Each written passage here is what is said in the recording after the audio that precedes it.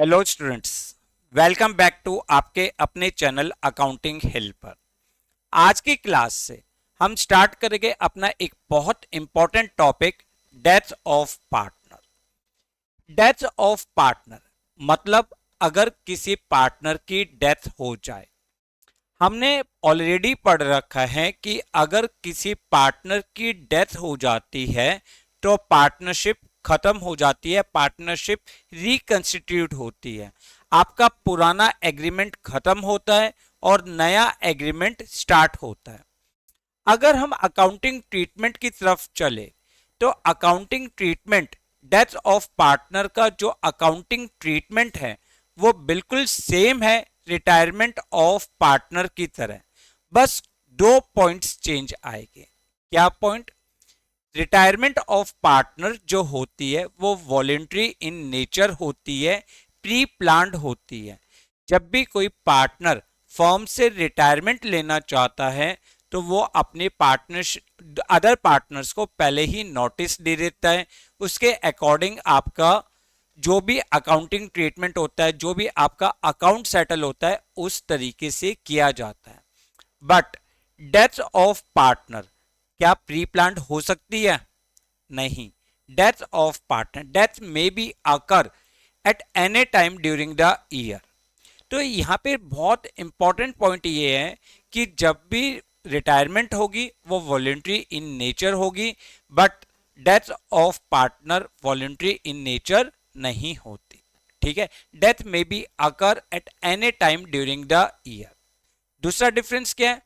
Amount payable to retiring partner, जो भी amount है रिटायरिंग पार्टनर को, जो भी हमें अमाउंट पे करना है, या तो हम उसको कैश के थ्रू दे देते हैं या उसके लोन में ट्रांसफर करते हैं। But in the event of the death of the partner, जब किसी पार्टनर की डेथ होती है तो जो भी amount due to deceased partner, जिस पार्टनर की डेथ हुई है, उसका जो भी अमाउंट कैलकुलेट किया जाता है वो अमाउंट उसके लीगल एग्जीक्यूटर को ट्रांसफर कर दिया जाता है। वो उसके लीगल एग्जीक्यूटर, देखो आप रिटायरिंग पार्टनर को तो अमाउंट पे कर सकते हो, बट जिस पार्टनर की डेथ हो जाए क्या आप उसको अमाउंट पे कर सकते हो? नहीं ना। वो अमाउंट किसको पे किया जाएगा? उसके लीगल एग्जीक्यूटर को पे किया जाएगा, जो भी टर्म्स एंड कंडीशंस होगी उसके अकॉर्डिंग। क्लियर? सबसे पहले हम देखते हैं कि जब भी किसी पार्टनर की डेथ होती है तो उसका अमाउंट किस तरीके से कैलकुलेट किया जाता है। जब भी किसी पार्टनर की डेथ होती है तो उसके अमाउंट को, जो भी अमाउंट ड्यू होता है फर्म की तरफ से, उसके अमाउंट को किस तरीके से कैलकुलेट किया जाता है। देखो हमने क्या पढ़ा है? The legal representative of deceased partner is entitled to claim the following amount which are credited to deceased partners capital account। ठीक है, कौन कौन सा अमाउंट? एक तो जो भी उसकी कैपिटल में बैलेंस होगा, the amount standing on the credit of his capital account, जिस पार्टनर की डेथ हुई है उसके कैपिटल अकाउंट का credit balance. Second, his share of goodwill in the firm, जो भी उसका गुडविल का शेयर होगा।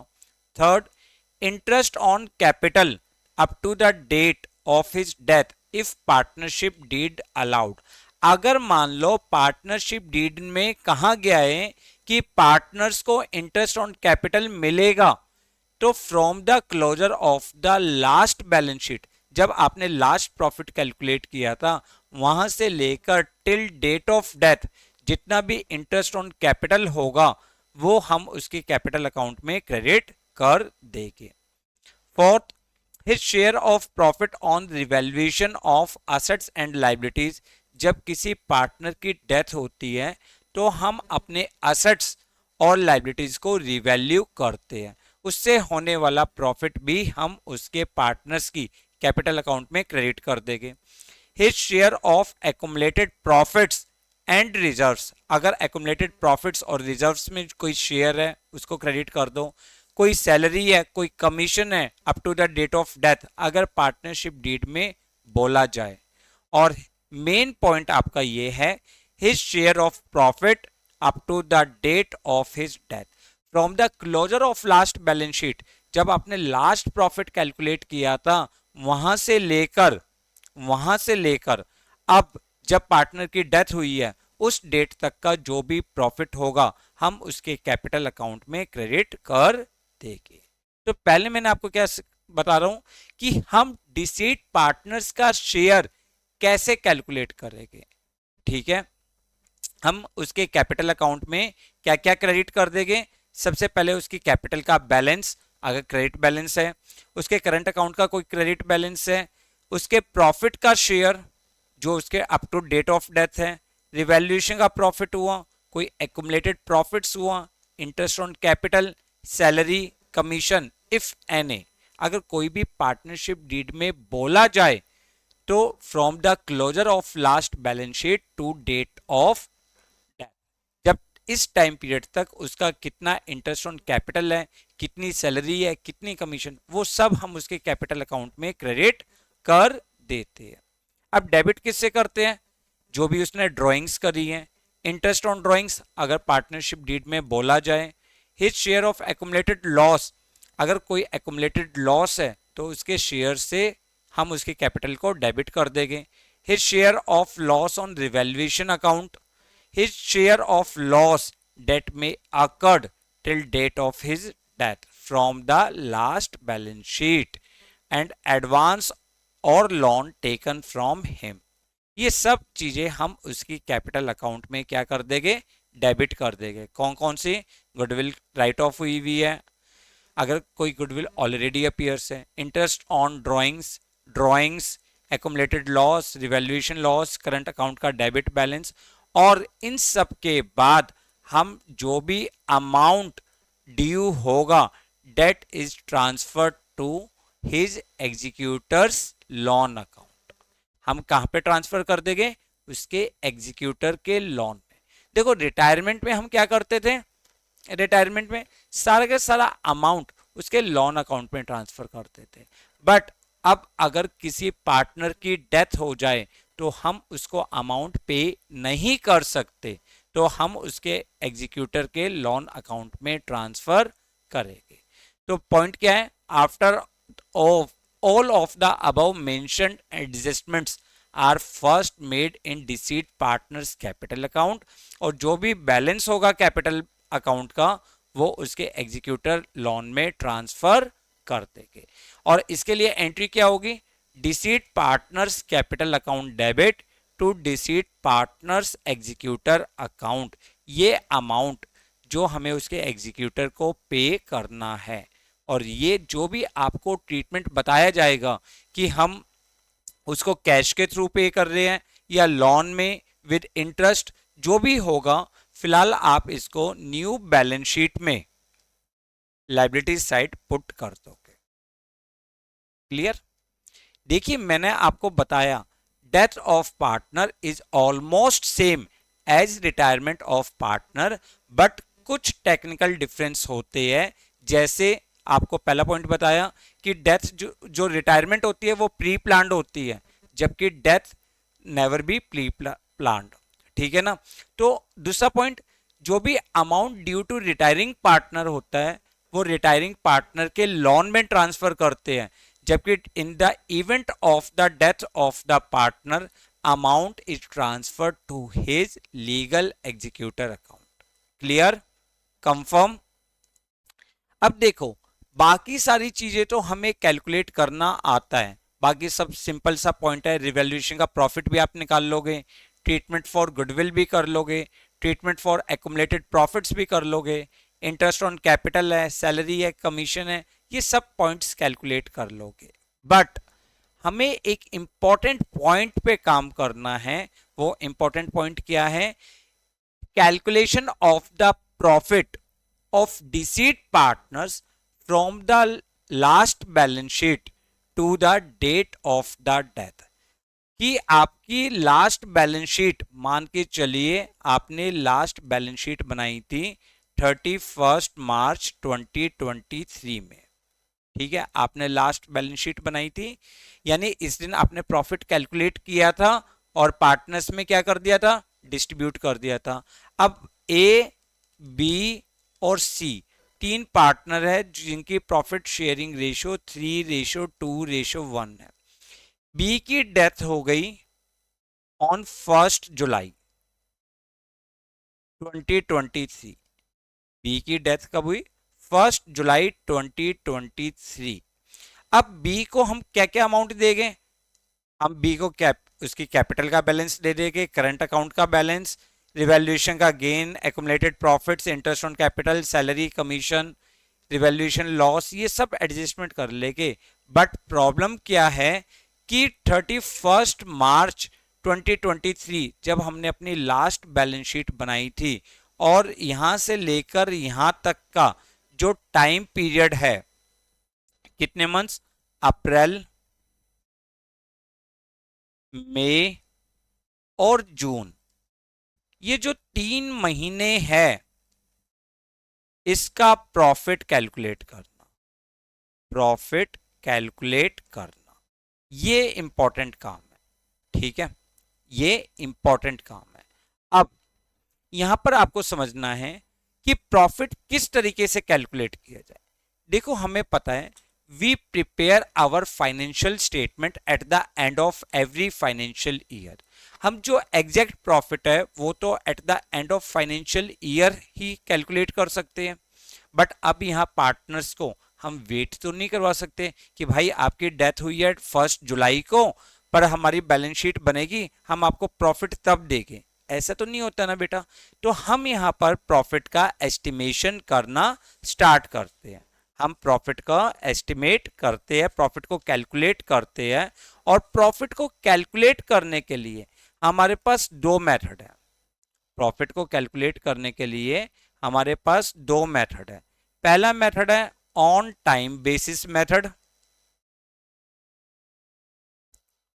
और दूसरा मेथड है ऑन टर्न ओवर बेसिस।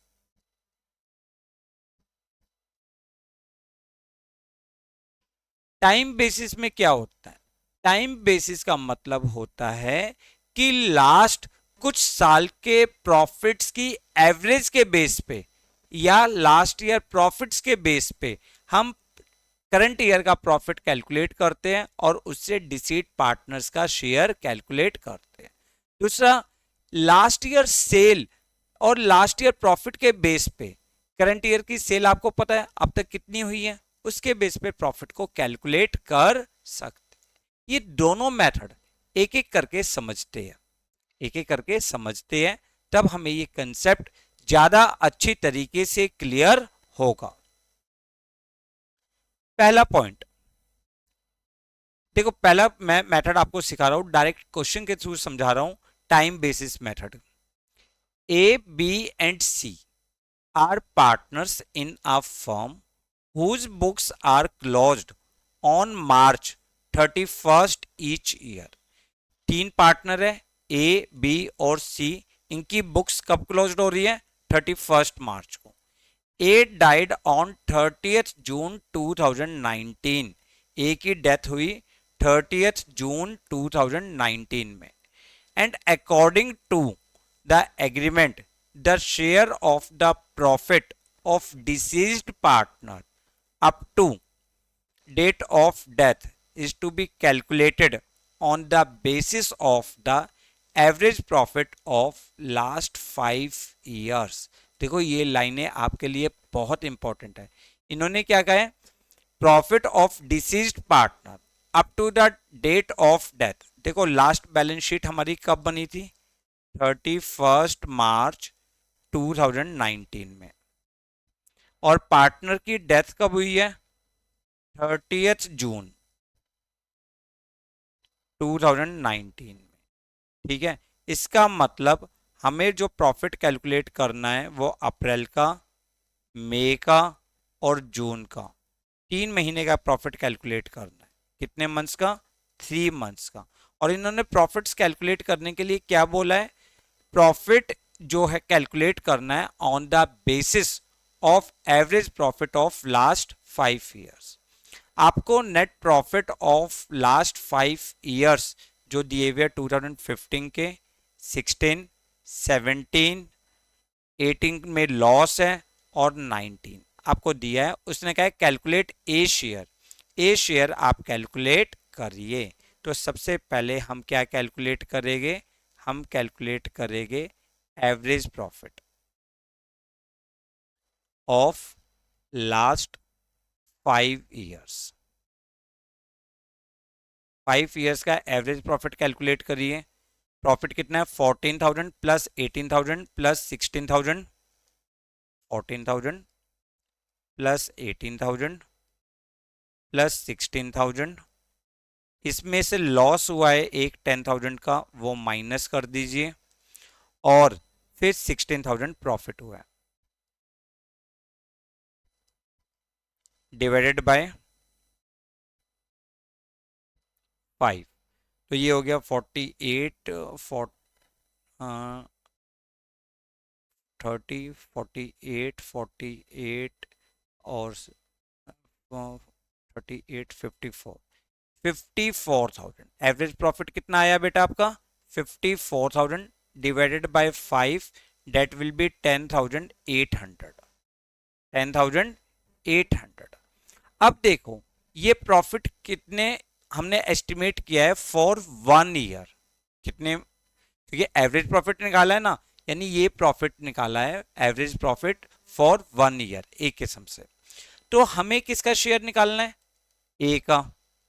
तो ए का शेयर निकालने के लिए पहले 10,800, कितने मंथ्स का शेयर निकालना है? 3 मंथ्स का शेयर निकालना है।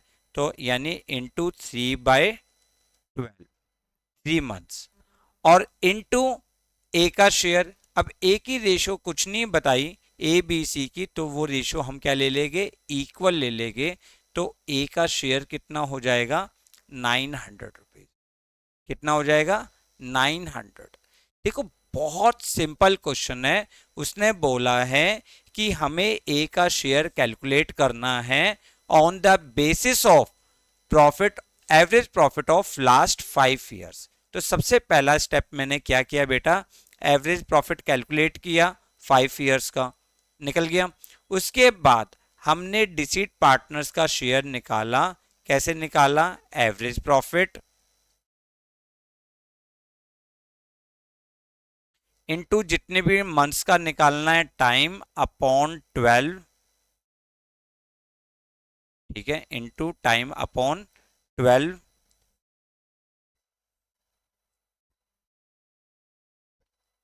Into share of deceased partners.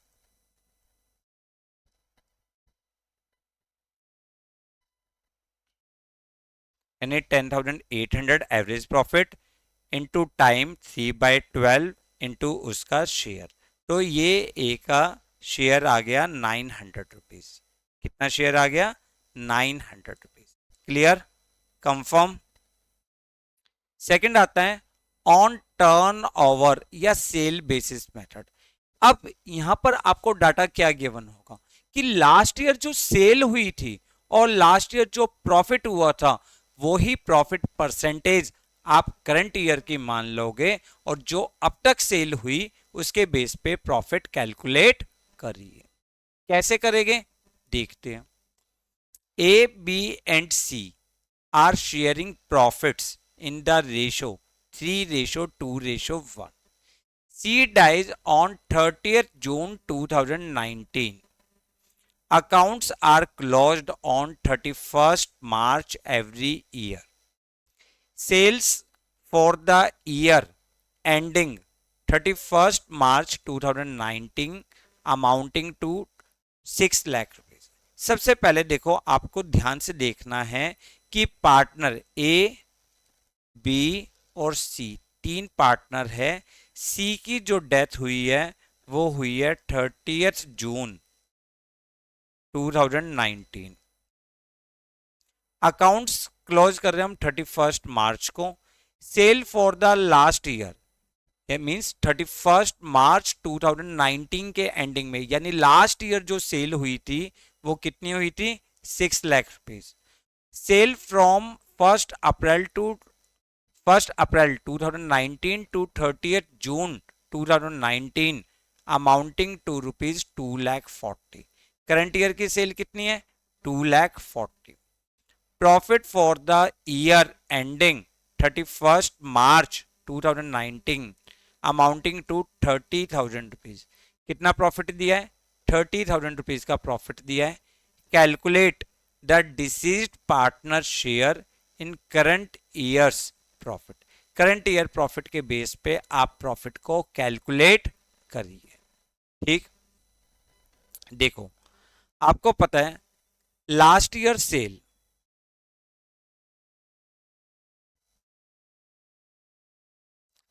Cell कितनी दी है? 6 लाख।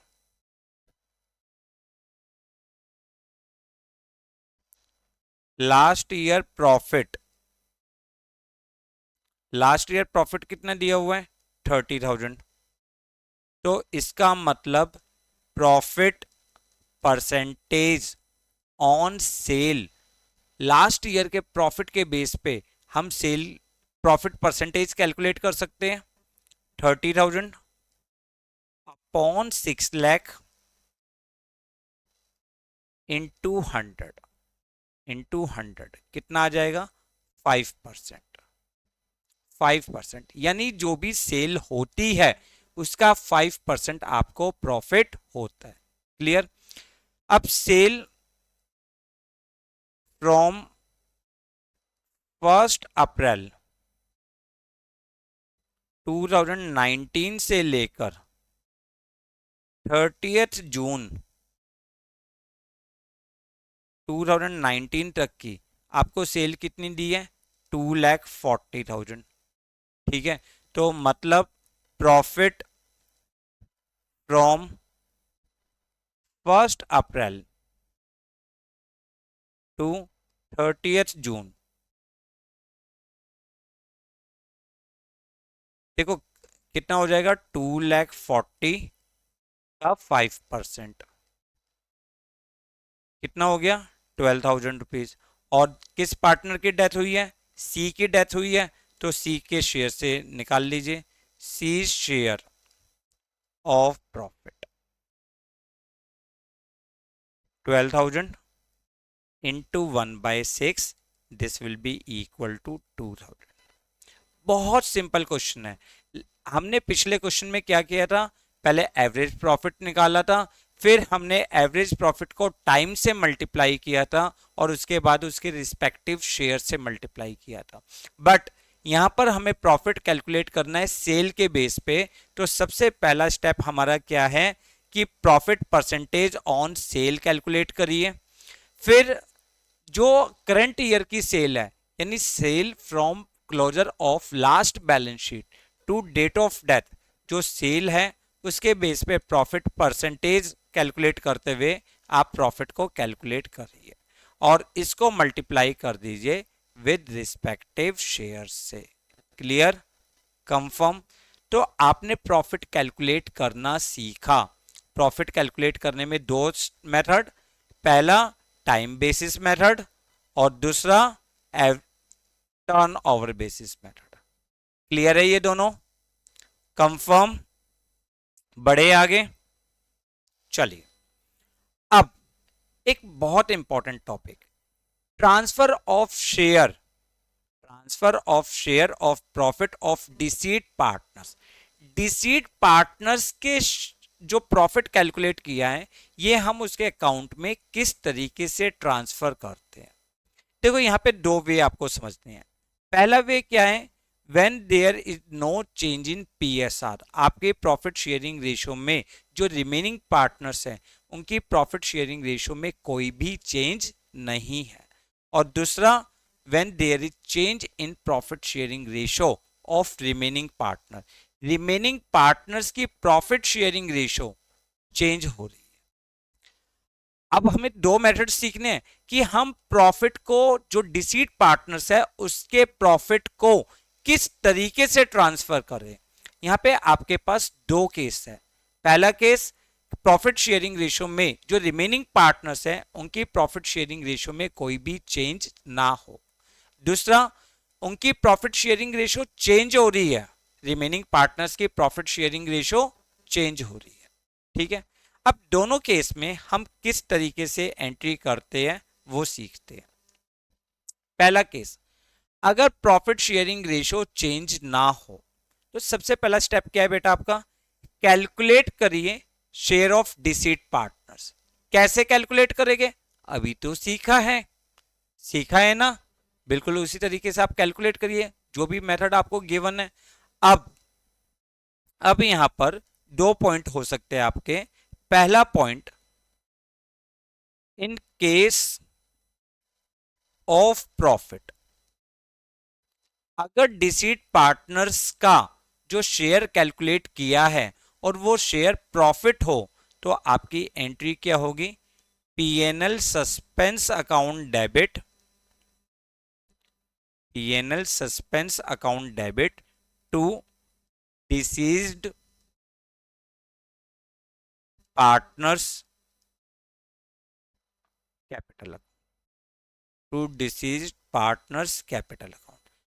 अगर फर्म में जिस पार्टनर की डेथ हुई है और उसका जो हमने कैलकुलेट किया है, प्रॉफिट कैलकुलेट किया है और प्रॉफिट जो आया, अब उस प्रॉफिट को हम पार्टनर्स में किस तरीके से देंगे, अगर कोई भी प्रॉफिट शेयरिंग रेशियो चेंज नहीं होती तो हमारी एंट्री हो जाएगी profit and loss suspense account debit to deceased partners capital account. और अगर मान के चलिए पार्टनर्स को लॉस हुआ है, इन केस ऑफ लॉस, जब उसकी डेथ हुई उस इवेंट तक पार्टनर को क्या हुआ, लॉस हुआ, तो कोई दिक्कत नहीं है, अब की बार पार्टनर्स के कैपिटल अकाउंट को डेबिट कर देंगे, deceased partners capital debit to PNL suspense account. Clear, confirm. But यहां पे एक चीज समझना, जो ये वाला अमाउंट है जब आप न्यू बैलेंस शीट बनाओगे तो वहां पे आप इस अमाउंट को असेट्स के तौर पे शो करोगे। क्यों, क्योंकि फर्म के लिए खर्चा है, फिलहाल ये अमाउंट हमने डिसीट पार्टनर्स को दिया है तो फर्म के लिए क्या है, खर्चा है। अगर हमने नई balance sheet at the time of decide death of the partner, अगर हमने बैलेंस शीट बनाई तो हम उसको नई बैलेंस शीट में असेट्स साइड में शो कर देंगे। और अगर लॉस की फिगर है तो नई बैलेंस शीट जो बनेगी आपकी at the time of death of the partner, वहां आप इसको लाइबिलिटीज के तौर पे शो कर दोगे। Clear, confirm. सर अगर प्रॉफिट शेयरिंग रेशो चेंज हो जाए तो, अगर प्रॉफिट शेयरिंग रेशो जो रिमेनिंग पार्टनर्स हैं वो अपनी प्रॉफिट शेयरिंग रेशो चेंज कर ले तो क्या करेंगे सर, तो पहला स्टेप आपको कैलकुलेट करना है, calculate gaining ratio, calculate gaining ratio. Gaining ratio आता है ना, कैसे कैलकुलेट करते हैं, new ratio minus old ratio. ठीक है, कैलकुलेट करिए गेनिंग रेशो और कैलकुलेट करिए डिसीट पार्टनर्स का शेयर। ठीक है, क्लियर। और इन केस ऑफ प्रॉफिट, अगर प्रॉफिट हुआ है तो आपकी एंट्री क्या होगी, आपकी एंट्री होगी gaining partners account debit,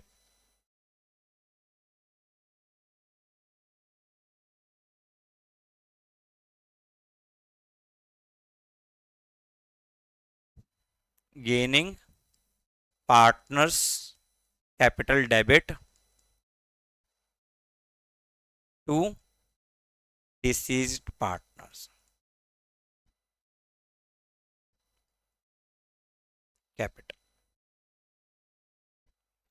clear, यानी जैसे हम गुडविल का ट्रीटमेंट करते हैं और अगर किस रिमेनिंग पार्टनर्स अपनी प्रॉफिट शेयरिंग रेशियो चेंज कर रहे हैं तो हम ट्रीटमेंट फॉर गुडविल की तरह ही जो amount payable to deceased partners है प्रॉफिट से रिगार्डिंग, वो गेनिंग पार्टनर्स अमाउंट पे करेंगे किसको? डिसीज्ड पार्टनर्स को। क्लियर? समझ में आया? लॉस के केस में एंट्री उल्टी हो जाएगी, deceased partners capital account debit to gaining partners capital account. Clear? Confirm? समझ में आया? चलिए एक क्वेश्चन के थ्रू इसको समझते हैं। क्वेश्चन के थ्रू हमेशा समझना आसान होता है ना? A, B and C were partners in a firm. C died on 28 Feb 2022। आप सी की जो डेथ हुई है 28 Feb 2022 में हुई है। His share of profit, his share of profit from the closure of last accounting year, ठीक है, till date of death was to be calculated on the basis of average profit of 3 completed years of profit before the death। और 3 साल के average profits के base पे हमें profit calculate करना है। Profits for the year ended 31 March 2019, 20 and 21। 3 साल का प्रॉफिट आपको दिया है 80,000, 90,000 and 1 lakh. Calculate C share of profit till his death and pass the necessary journal entry. Assuming date, पहला पॉइंट क्या है? There is no change in profit sharing ratio of remaining partner. और दूसरे में प्रॉफिट शेयरिंग रेशियो चेंज हो रही है 3:2 में। ठीक है, तो सबसे पहला काम हमारा क्या है? सबसे पहले तो भाई कैलकुलेट कर लो इनका प्रॉफिट कितना है। प्रॉफिट कितना है? 80, 90 एंड 1 लाख। तो सबसे पहले आप कैलकुलेट करिए एवरेज प्रॉफिट।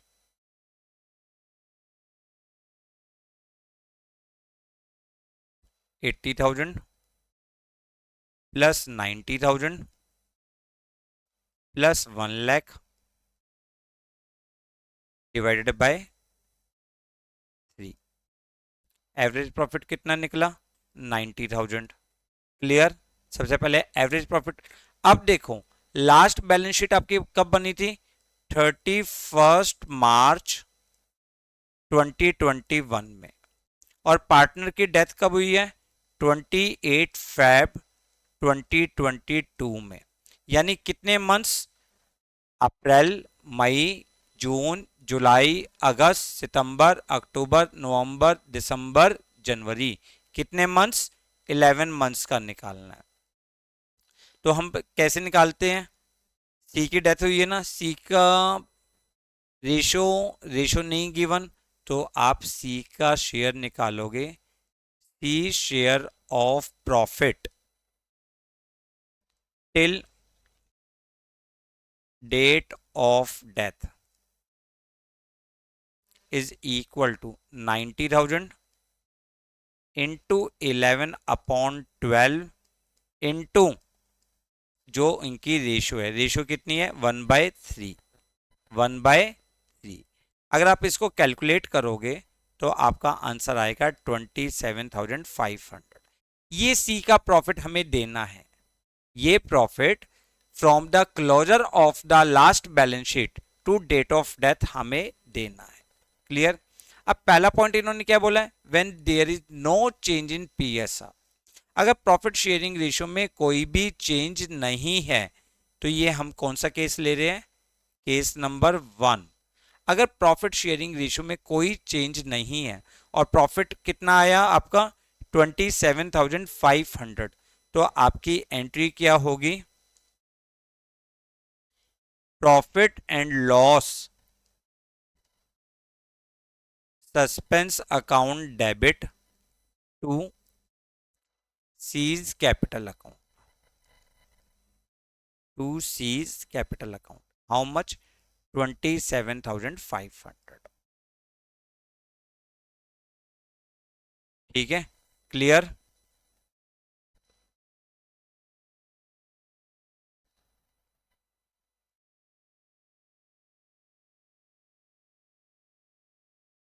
क्लियर है?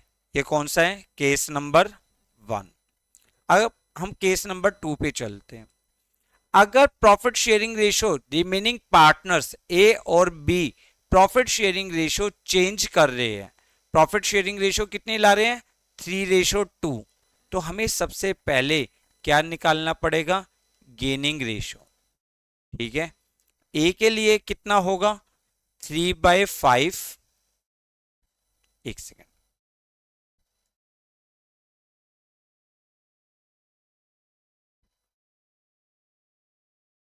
गेनिंग रेशियो कैलकुलेट करिए। ए की नई रेशियो कितनी है, 3:2, यानी 3/5, उसमें से माइनस कर दीजिए 1/3। एलसीएम कितना हो गया, 15, 9 - 5, 4/15। ठीक है, बी के लिए कैलकुलेट करिए, 2/5 - 1/3, 15, और ये हो जाएगा 6 - 5, 1/15। मीन्स गेनिंग रेशियो क्या हो गई, A/B 4:1। तो आपका सेकंड केस में एंट्री क्या होगी, gaining partners account debit, means A's capital debit, B capital debit to C's capital, ठीक है। आपका सी का अमाउंट कितना था, 27,500। इसको किस रेशो में, गेनिंग रेशो, और गेनिंग रेशो अभी हमने कैलकुलेट कर रही है 4:1, 4:1 मीन्स 22,000 और आपका 5,500। Clear, confirm. तो हमने आज दो इंपॉर्टेंट पॉइंट सीखे। सबसे पहले हमने सीखा प्रॉफिट की कैलकुलेशन कि टाइम बेसिस पे कैसे कैलकुलेट करते हैं, और टर्न ओवर बेसिस पे हम प्रॉफिट को कैसे कैलकुलेट करते हैं। फिर हमने सीखा कि प्रॉफिट को पार्टनर्स में किस तरीके से डिस्ट्रीब्यूट होगा। अगर प्रॉफिट शेयरिंग रेशियो चेंज नहीं होती रिमेनिंग पार्टनर्स की, तो आपकी एंट्री होती है profit and loss suspense account debit to deceased partners capital account. और अगर प्रॉफिट शेयरिंग रेशियो चेंज होती है तो सबसे पहले कैलकुलेट करिए गेनिंग रेशियो, और फिर एंट्री हो जाएगी gaining partners capital account debit to deceased partners capital account. Clear. फिर हमने इससे रिलेटेड क्वेश्चन सॉल्व किया। दोनों मेथड से हमने इस क्वेश्चन को सॉल्व किया है। आई होप आपको ये पॉइंट क्लियर होगा। फिर इसके बाद आता है accounting treatment for goodwill, revaluation of assets, reassessment of liabilities, accumulated profits and loss का ट्रीटमेंट, और ये बिल्कुल सेम है रिटायरमेंट ऑफ पार्टनर की तरह। ठीक है, क्लियर। तो आप वहां से सारे टॉपिक्स को अच्छी तरीके से रिवाइज कर सकते हो।